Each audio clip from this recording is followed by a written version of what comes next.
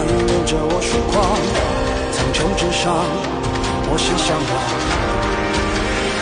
这双手掩不住的光，看星盘排开多少难解的心结，回头望又是神鬼神雷的情节，时空把我写进又一片荒野。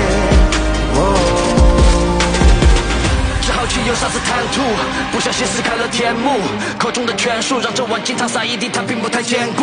当你在这里，要守的规矩竟被我给制定，就学来治病，铲除掉这一片大地的顽疾。我们俗人分享一步一步稳，我们俗人从未想真假不分，我们俗人狗兰亭剧院舞者，可曾见漫山孤魂，只怪我奋不顾身，留后人考究我的心理涂鸦。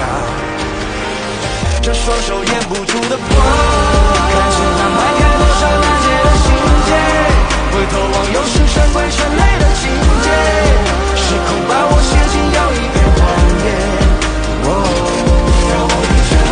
心态却随意，我期盼这个结局到不局，是我失去，等你后悔那也是何必？我的狂言好多狂骗，每场戏我都只眼底，越演越死，试图在结完雨不一落就地。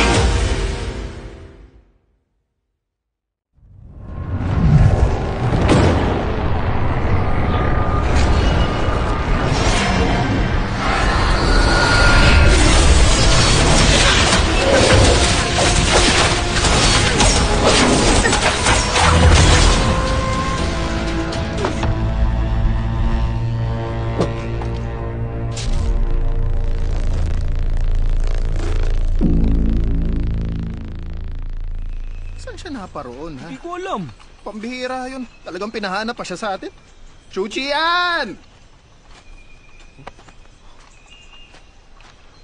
Ningyan! Nahulog niya.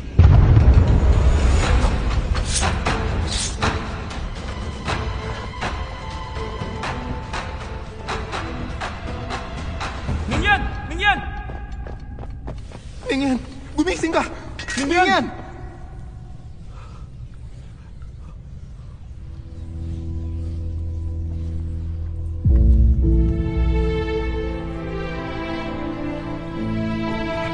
Chuchian!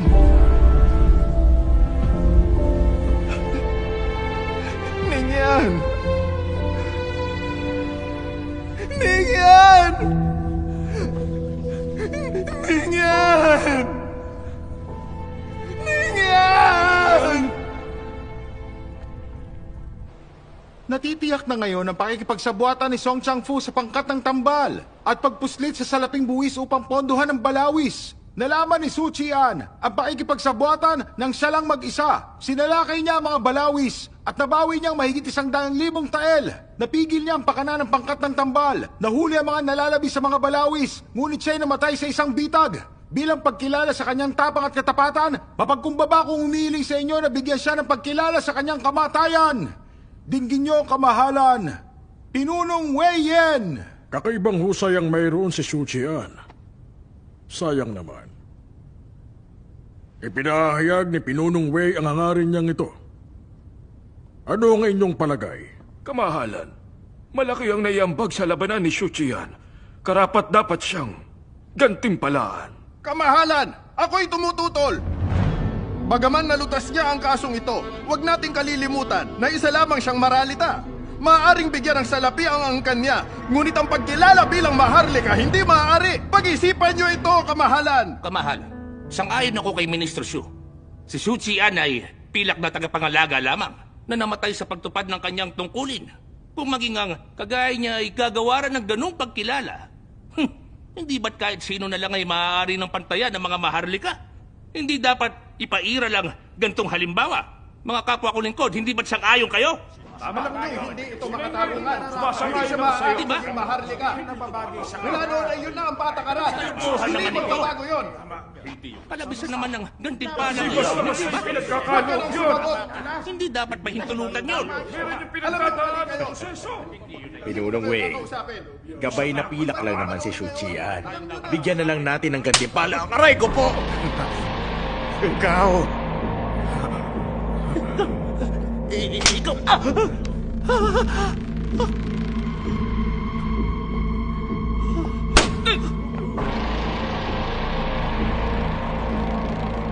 Kamahalan! Ang kapangahasan ni Weyen ay paglaban at pagpapahiya sa hukuman. Dapat lang siyang patayin. Pakiusap, kamahalan!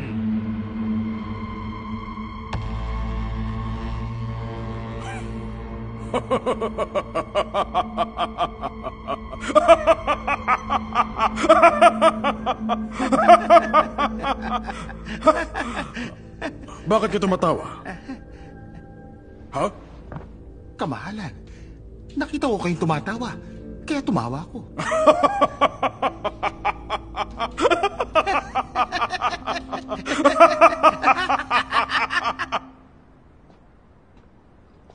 Amain. Amain. Naiuwi na ang labi ni Shu Qian. Nauwi na sa pamilya niya ayon sa inyong utos. Chanro,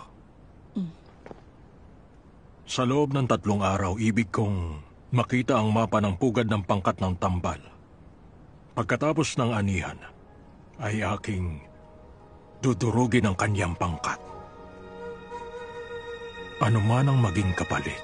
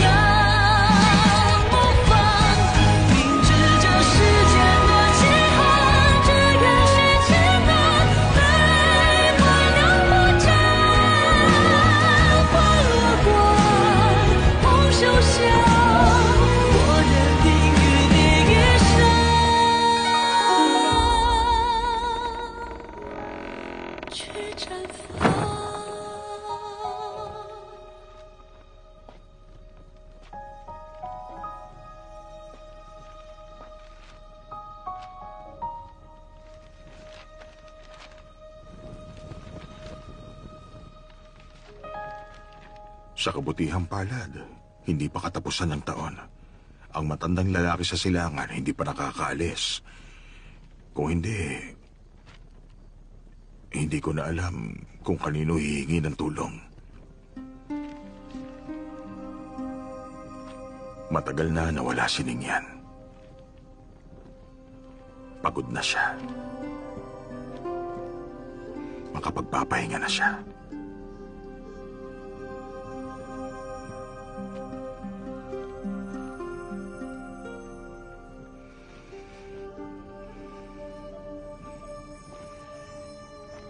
Lingi,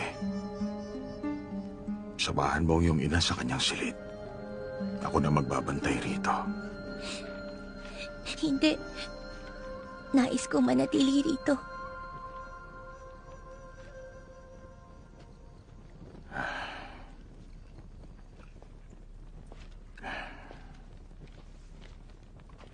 Mahal ko,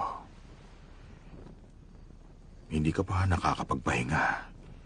Halika, dalhin na kita sa iyong silid, ha?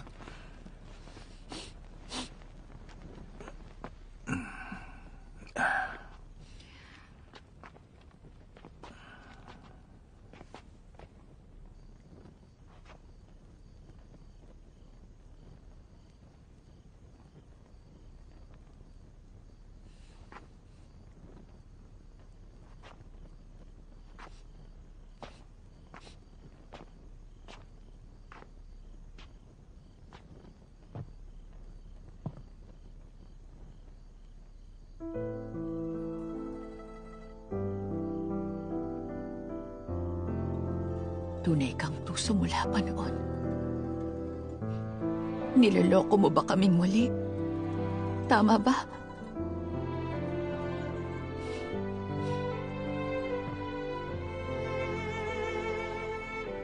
Makinig ka sa akin. Huwag kang magpanggap na patay. Nais mo lang kaming lokohin.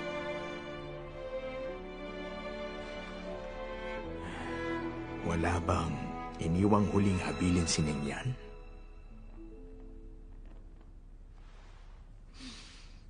Nakikiramay ako.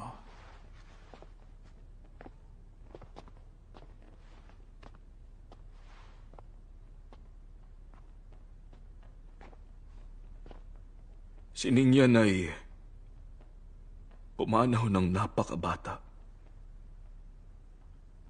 Sayang. Sayang.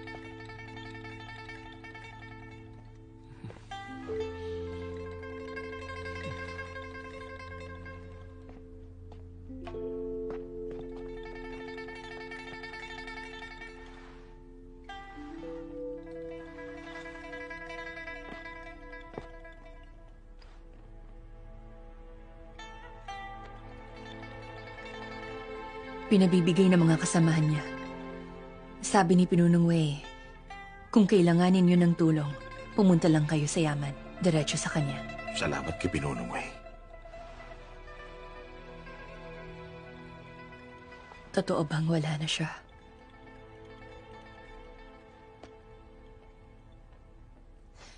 Binibini, anong ginagawa mo? Kasi nais ko lang sanang makatiyak. Sumulat siya sa akin nung siya'y nasa Yunjo pa. Pag nabawi na raw ang nakaw, maaari na akong umalis sa kagawaran. Sa kasamaang palad, nabawi nga ang lahat ng buwis. Ngunit di na siya babalik.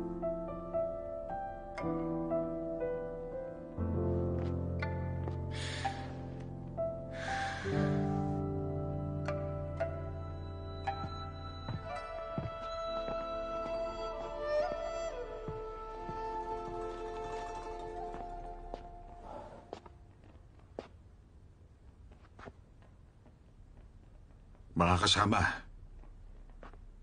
tayong lahat, gawin natin ang nararapat upang mahimlay na si Ningyan. Maghintay pa tayo. Si Sijo, hindi pa rin bumabalik. Kaunting sandali pa. Hindi na. Dapat na siyang ilibing.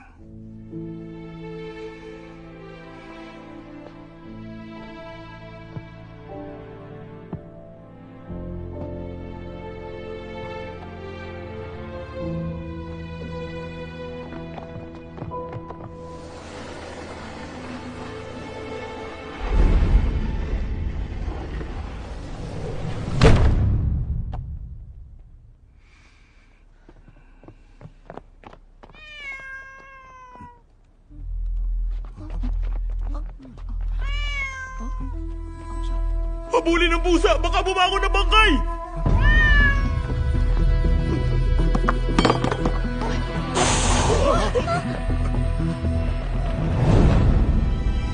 Suchian, gumising ka na. Nasaan ako? Bakit tila maingay sa labas? Sinong tumatawag sa akin?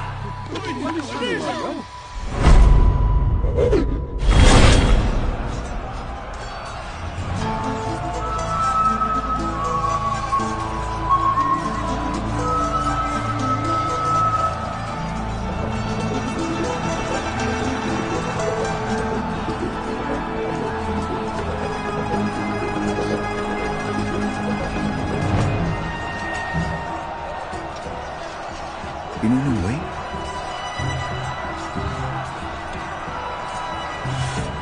Kilos na. Ha? Opo!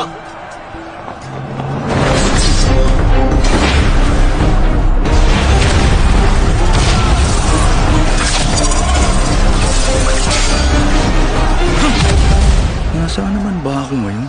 Ha?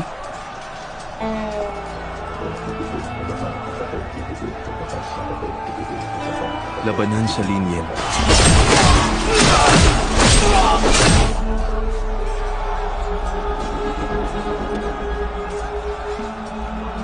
Teka, sino ka? Sino ako?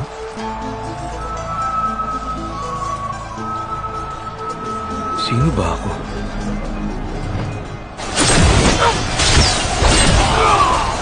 Ngunit paano naman ako napunta rito sa labanan sa linyen? Ang labanan sa linyen. Ang labanan sa linyen? Ano nga yun? Kasasabi mo lang sa akin, di ba? Sinabi ko yun? Sino ba ako? Ano ba, lutang ka ba? Kainis?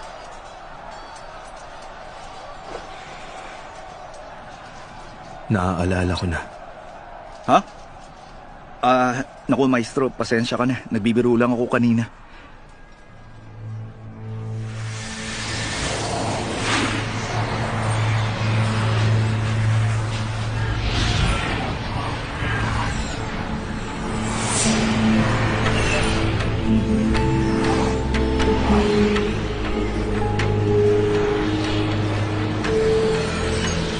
Teka, ano namang nangyayari dyan? Tayo ay nasa loob ng kanyang alaala. Ha? Kaninong alaala? Sa kanya. Ito'y alaala niya.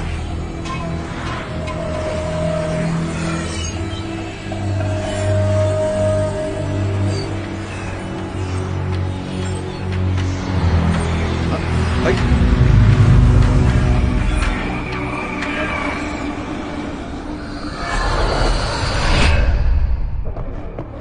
Alis! Dayas! Umalis ka! Bulin nyo nga! Dayas! Bulin ninyo! Bulin mo no! Dayas! Sige na! Dayas! Ay, naku! Bulihin nyo! Taboy nyo na lang!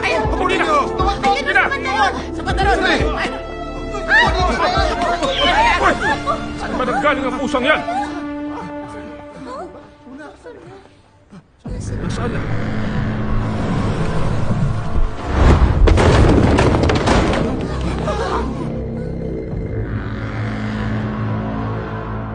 Bumangon siya. Gumalaw ang katawan niya!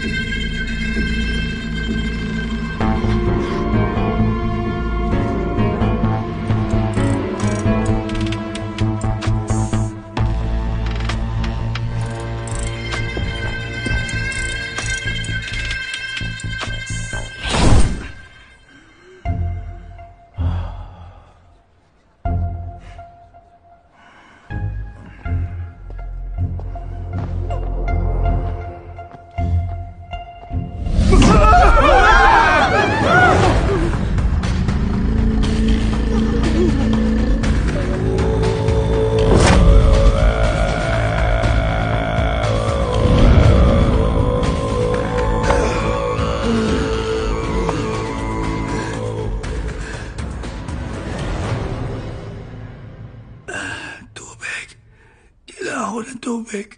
Unawa ko. Kuya, meron ka bang mga huling salitang hindi nasambit sa amin? O mga nais na hindi mo natupad?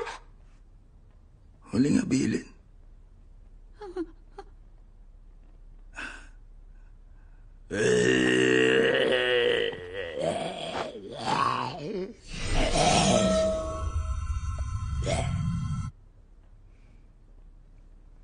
Hindi lang gumalaw, may pulso siya. Ayon sa pagmamasid ng Chi, buhay nga siya. Si Shu Qian ay muling nabuhay! Tingnan.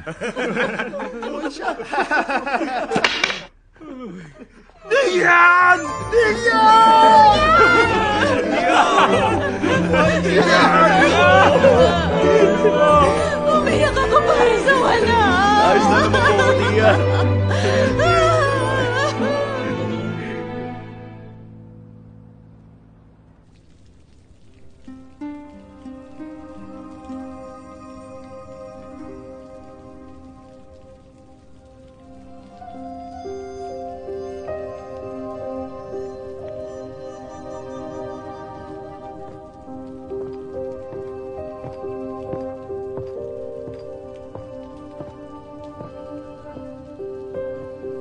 Amain, 10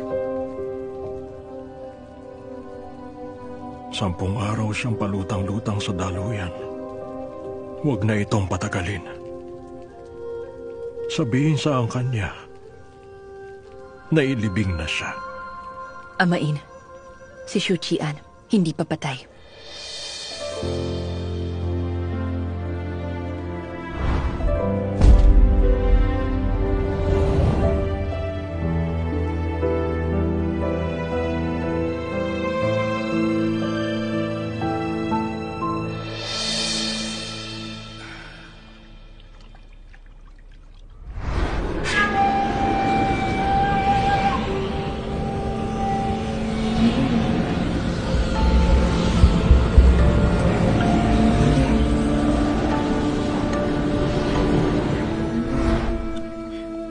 Panaginip lang ba yun? Bakit yata sobrang kakaiba yung panaginip ko?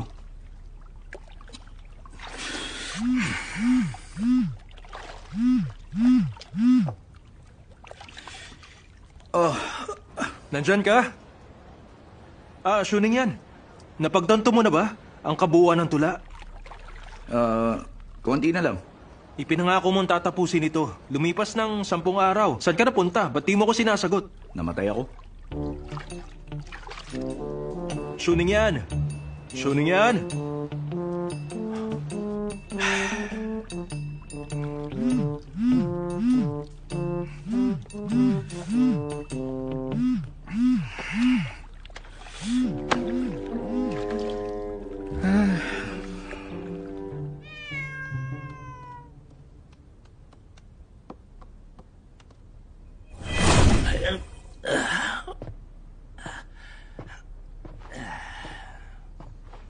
Uy, kapatid. Kailan mo pa nalaman na maaari kang maging pusa? Ay, huwag mo nang alalahanin ng ganong bagay. Ba't narito ka? Narinig ko ang tungkol sa iyong kamatayan ngayong araw lang. Di ako naniwala. Kaya naman napadayo ako. At tamang aking hinala. Bagamat patay na ang katawang lupa mo, mayroon pa rin kaunting natitira sa iyong kaluluwa. Ay, tumulong lang ako ng kaunti upang maibalik ng tuluyan ng iyong kaluluwa. Mabuti't sakto ang iyong pagdating. Kundi baka nailibing na nila ako ng buhay. Tila gano'n na nga. Kapatid, ikaw ang tunay na nagligtas ng buhay ko. Ay, mayroon yung kapalit. May utang ka na sa akin.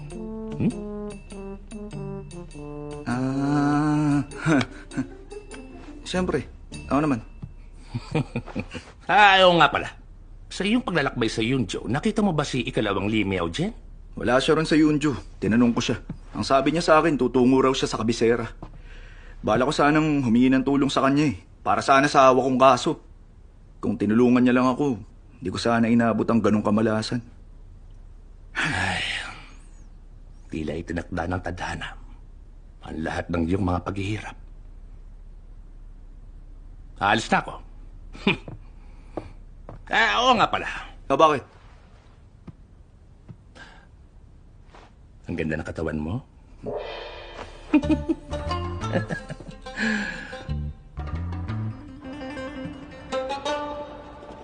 Ipatawag si Shu Qian. Utos ni Pinunong Wei. Apo. Hey! Matalino ka talaga.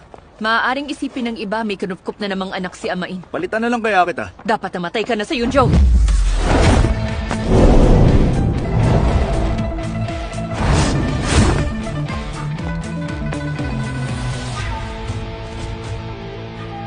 Nakaiwas siya. Ngunit paano? Pinunong Wei! Pagbati, Pinunong Wei.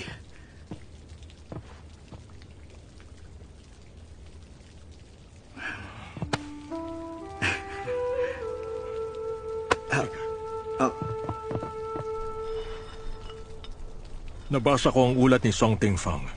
Nawala ka raw matapos supili ng mga kalaban na tinakalang baka napatay ka nila. Ngunit batid ko ang iyong kakayahan. Hindi ka basta mapapatay. Hindi ko pa po tiyak kung ano yun, ngunit hindi sila basta mga tulisan lang. Shu Qian. Shu Qian? May huling habilin ka ba?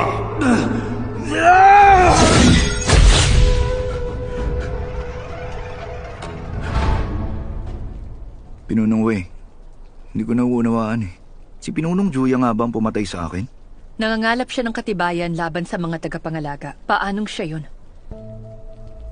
Amain, pinatatawag kayo ng kamahalan. Ano ka mo? Si Juyang? Tama. Nung nasa Yunzhou ka, tinapon siya sa kagawaran ng digmaan. Bilang gintong gabay, inakusahan niya ng katiwalian ng mga tagapangalaga. Kaya pinasiyasat ito ng kamahalan. 2 ginto at ilang tansong gabay ang nakulong sa kagawaran ng katarungan. Pag-iiganti yun laban sa akin. Nahirapan po ba kayo, Pinuno? Hindi. Gumaan po ang pakiramdam ko. Sinamantala ni Amain ang pagkakataon, gamit ang mga paratang ni Juyang upang linisin ang mga bulok sa tagapangalaga ng yaman. Ngunit kung hindi yun si Juyang, ano kaya talaga yung nakita kong yun? Isang ilusyon. Ilusyon po? Ang ikatlong antas na maestro, si Ling Wei.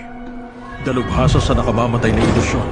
Kapag nahulog ka sa bitag, lahat ng iyong takot, pagnanais at puot, bubuo ng malikmata at wala kang magiging laban. Si Maestro Ling Wei? Pinunong Wei, sandali, hindi naman ako ganun kahalaga. Bakit sasalakayin ng isang mataas na antas ang isang kagaya ko na hamak lamang, hindi po ba? Kung nais ka talaga nilang patayin, wala ka na sa harapan namin. Ha?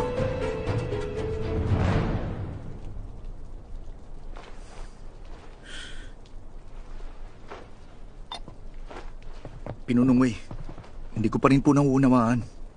Huwag ka nang mapagabag. Bilang gabay ng gabi, tuparin mo na lang ang iyong tungkulin. Tandaan mo, bumagsak man ang langit, akin iyong sasaluhin. Opo. Sandali. Paano ka pala nakaligtas? Dahil po kay Maestro Jinlien. Ang hiyas ng pagkabuhay. Nagmula yun sa kawanihan ng dalubdalaan. Kapag may nagtanong sa iyo, yun ang iyong isasagot. Naintindihan mo? Opo.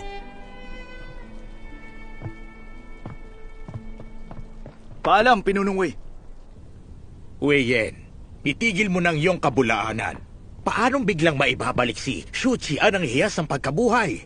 Walang singhalaga ang bagay na yon. Maging ang kamahalan ay nagnanais nito. Hindi yun basta-basta ipamimigay ng kagawaran. Kung totoo man o hindi, maaari niyong tanungin ang kagawaran upang inyong malaman. Sige. Magpadala ng tao roon upang makatiyak.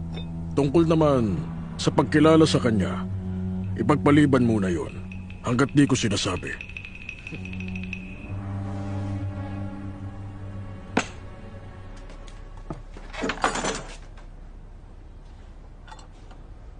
Nasaan ang mga tao? Ba yun?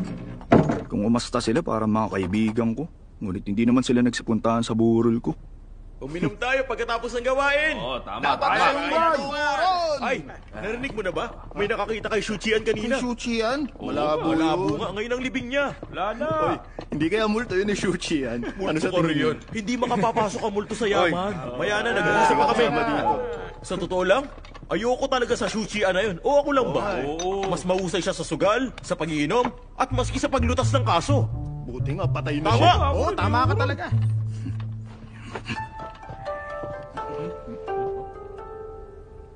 Parang pamilyar ka. Sino ka?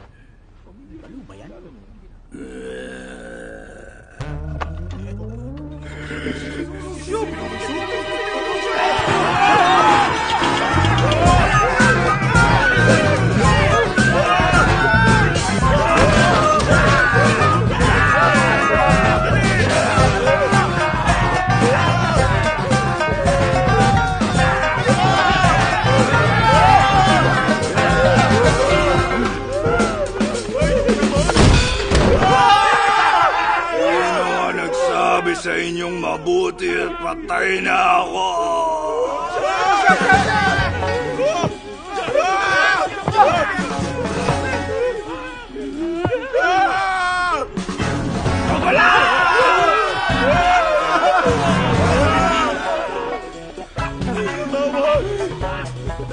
Tingala ko, aray ko. Pinunong show. Ano nangyari? Patay ka na, di ba? Nakalimutan ko magpakilala. Kakambal ako ni Shuchian, si Shubaan. Ayon sa utos ni Pinunong Wei, ako nang papalit sa kapatid ko. May tanong ako. Yung mga tao sa Chunfang. Ang alam ko, nagtungo sila doon sa Yunjo. Sa Yunjo? Bakit naman sa Yunjo? Si Gintong Gabayang at Pilak na Gabayli, nalaman ang pagkamatay ng iyong kapatid. Puno sila ng dalamhati at pagsisisi. Kaninang buang liwayway, nagtipon sila upang pumunta sa Yunjo at sinabi na, alang-alang sa iyong kapatid, maghihiganti sila sa lahat ng tulisan at uubusin ang pangkat ng tambal.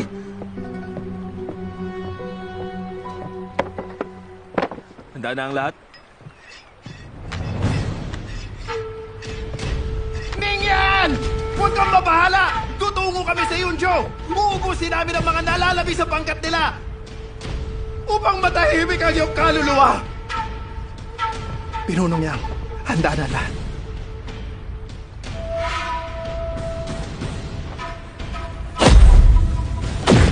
Tayo.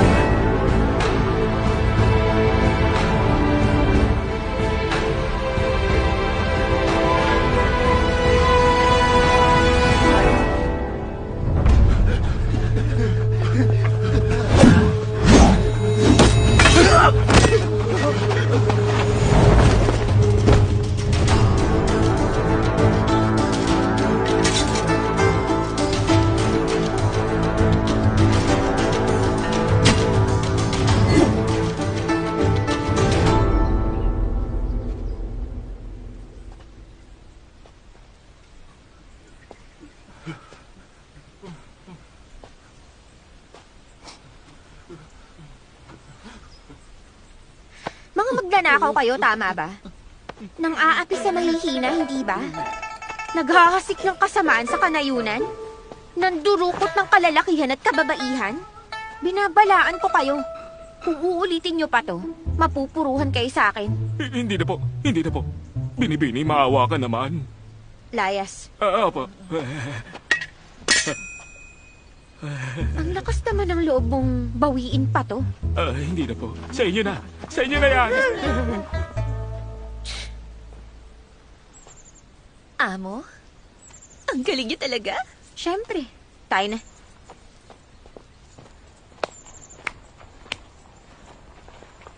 Binabati kita pang 88 mo ng kabayanihan ito. Mali ang bilang mo. Pang 89 na. 2 ulit ko na tong ginawa sa bundok ng Wushan. Tunay kayong kahanga-hanga. Ngunit, Amo, patuloy kayong nakikipaglaban. Kailan ba tayo darating sa Dafong? Dapat ay nasa kabisera na tayo, ngunit mahigit 3 buwan nang naaksaya natin. Naaksaya? Hindi to pag-aaksaya ng oras. Ang paglalakbay na ito ay upang magsanay at matuto. Magsanay?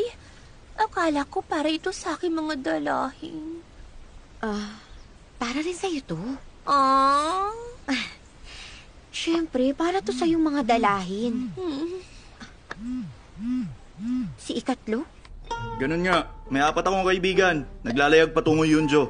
Pakibantayan sila para sa akin, ha? Ilalarawan ko na lang sa'yo mamaya ang kanilang mga anyo. Hindi ligtas sa Yunjo ngayon. Ay, oo, alam ko na yan. Sasalakayin nila ang pangkat ng tambal. Ano ba kasing iniisip nila? Basta kung makita mo sila, sabihin mo sa kanila na hindi naman namatay si Shuchian. Huwag silang padalos-dalos at bumalik na rito agad sa kabisera. Ha? Ngunit malapit na ako sa kabisera. Hindi, ayos lang. Magpapadala na lang ako ng ibon. Mabuti pa nga. Nga pala, pagdating ko riyan, kailangan ko ang tulong mo. Saan kita mahahanap? Saan ako mahanap? Bakit? Di mo ako tutulungan? Huwag mong kalimutang may utang ka pa sa akin.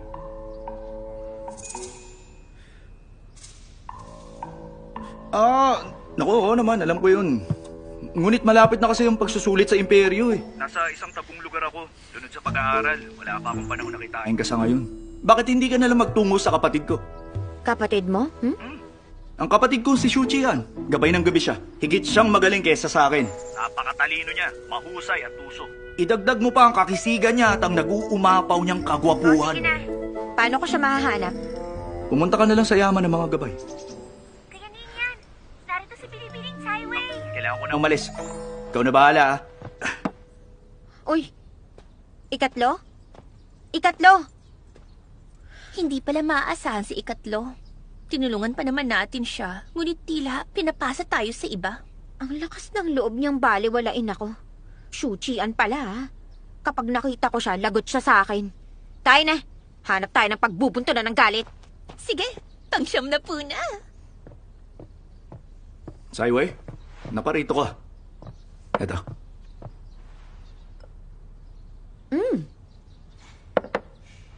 Narito ako para sa 2 bagay. Una, iwasan mo muna ang kawanihan ng dalubtalaan.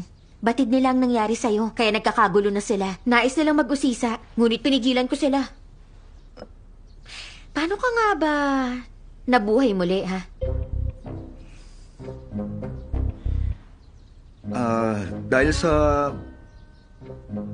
Dahil uminom ako ng hiyas ng pagkabuhay. Ang hiyas ng pagkabuhay. Alam mo ba kung ano yon, ha? 60 taon ang inaabot ng kawanihan, makagawa lang ng isa nun, nakaliligtas ng buhay sa panahon ng pangangailangan. Pag ininom yan ng nasa 7 antas, tataas ang antas nila. Paano ang isang payak na gabay lang makakakuha ng ganong uri ng hiyas? Dahil yun sa... Ako kasi ay... Kasi ganito talaga yan eh. Ganito kasi talaga yan. Dahil binigyan kita. Binigay sa akin to ng aking guro nung sumali ako sa kawanihan. 10 taon nang nandito ito sa loob ng aking bulsa. Kung ganun pala, sa'yo nang galing yan, ha? At ang ikalawang dahilan kaya ako narito, itong hiyas ng pagkabuhay ay sa'yo na. Hindi ko rin alam kung bakit, ngunit sinabi ng aking guro, ibigay ko sa'yo. Utang na loob yan. Kung sakaling makalikha ka ng isang kagilagilalas na bagay, sabihan mo ko at bayad ka na. Siyempre naman. Salamat.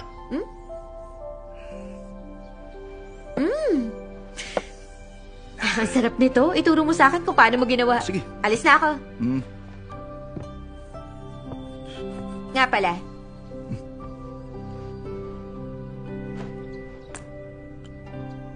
Ano naman to? Pagkainom ng hiyas ng pagkabuhay, magkakaroon ka ng bahagyang pagbabago sa katawan. Gamitin mo ang lunas na yan, nang sa ganon, manumbalik ang nawala. Paalam! Ano bang mawawala sa akin yung braso ko, Binte?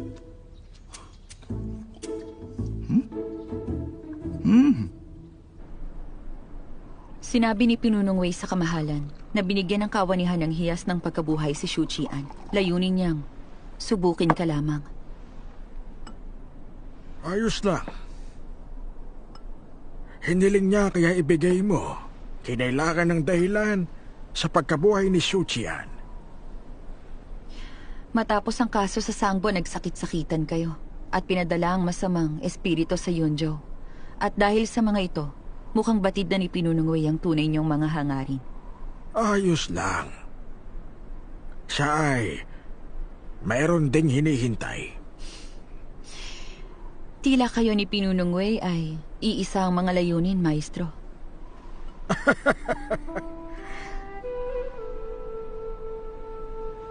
Ngunit nang makita ko si Shu Qian na abalang-abala, tila nakalimot na siya sa lahat. Siya ba? Maaalala rin niya.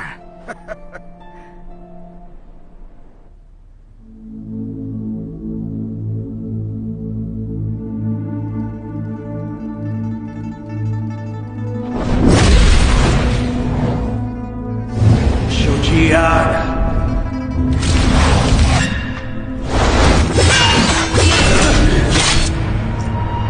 May huling habilin ka ba?